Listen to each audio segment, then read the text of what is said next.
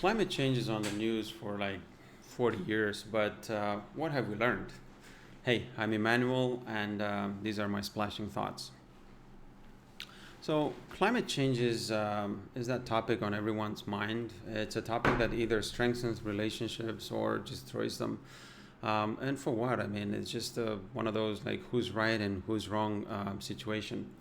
For example, Michael Schellenberger, a Time magazine a hero of the environment and Green Book award winner, had his opinion piece published. Wow. And then quickly pulled by Forbes. Wow, again. It's important to understand his mea culpa saga around the climate change scare. Now, the climate change scare is something that started, long time ago. I mean, in early 70s, right? There was a lot of things that were happening that were being heard on the news. And for example, there's some spectacular predictions that that were made around that time. And once you realize, I mean, just how badly misinformed we have been, often by people with plainly unsavory or unhealthy motivations, it's kind of hard not to feel duped, right? So Michael is apologizing formally on behalf of his environmentalist friends everywhere for the climate scare that they have created over the last 40 years. And that was just for them to maintain access to funds and to maintain their status quo. So these are basically some of the scares that we were being told that civilization will end in 15 to 30 years. The population will starve. 100 to 200 million people per year will be starving to death. All famous articles that have been pushed out by the mass media since the 70s. Fossil fuel is bad. It's already too late to avoid mass starvation, declares Dennis Hayes. And the list goes on and on and on. So basically, the news media have been making all of these apocalyptic pronouncements about climate change since the late 70s or beginning of the 80s as well. And I don't think they seem disposed to stop anytime soon. Okay, so there's here's some facts that few people know and care to deepen their research on. Okay, factories and modern farming are literally the key to human liberation and environmental progress. The most important thing for saving the environment is actually producing more food, particularly meat, on less land. Okay, the most important thing for reducing air pollution and carbon emissions is moving from wood to coal to petroleum to natural gas and to uranium. 100% of renewables would require increasing the land use for energy from today's 0.5% to over 50%. We also should want cities, farms, and power plants to have higher, not lower, power densities. Vegetarianism reduces one's emissions by less than 4%. Greenpeace didn't save the whales. Switching from whale oil to petroleum and palm oil actually did that. Okay? So Greenpeace shouldn't take any credit for it. Now, free-range beef would actually require 20 times more land and produce 300% more emissions.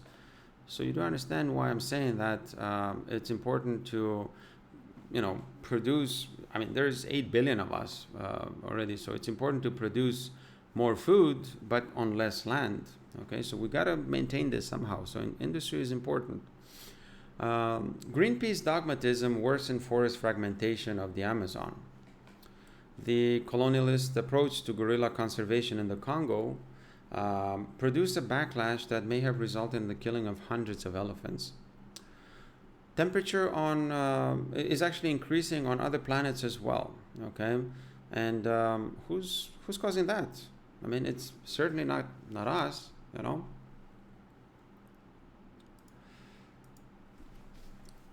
So the actual coronavirus the coronavirus pandemic is an actual crisis that puts the climate crisis into perspective. Even if you think we have overreacted, COVID-19 has killed, nearly 500,000 people, and it shattered economies around the globe. The evidence is actually overwhelming that our high energy civilization is better for people and nature than the low energy civilization that climate alarmists would return us to. We actually stand by, as people in power around the globe, and many in the news media try to destroy the reputation of outstanding scientists who are able to prove that natural disasters are not getting any worse. I mean, we've only been tracking this stuff for basically, we've only been tracking this stuff for 200 years, okay? There's some predictions that happened also in the 70s that doomsday is coming, basically. When you have wannabes like Alexandria Ocasio-Cortez claiming out of their ass that the world is ending in 12 years, and that the climate change is the greatest challenge that the human race is facing. I mean, it makes you think of this other lunatic, Al Gore, and all of his, how he built a global warming fraud, and basically how he duped all of us. It's very important to understand that. And I would just like to tell him, I mean, hey man, it's we're still here. Sea levels haven't risen. Deforestation didn't turn out to be the nuclear time bomb that you told us it was going to be. You ended up buying a property on the beachfront. Didn't just tell all of us that water levels are going to rise by God knows how many feet, 6 or 7 feet, 8 feet. Why did you do that? So it's important to expose the fraudulent approach to climate change, which is obviously affecting all of us. But at the end of the day, we're not the responsible ones as we're being claimed to be. Okay, so it's important to understand that. So thanks for watching. If you've enjoyed Splashing Thoughts, just leave a comment, like and subscribe to my channel. I'll see you on the next one. Let me know if you if there's a particular subject you would like us to tackle. Let me know and I'll do it.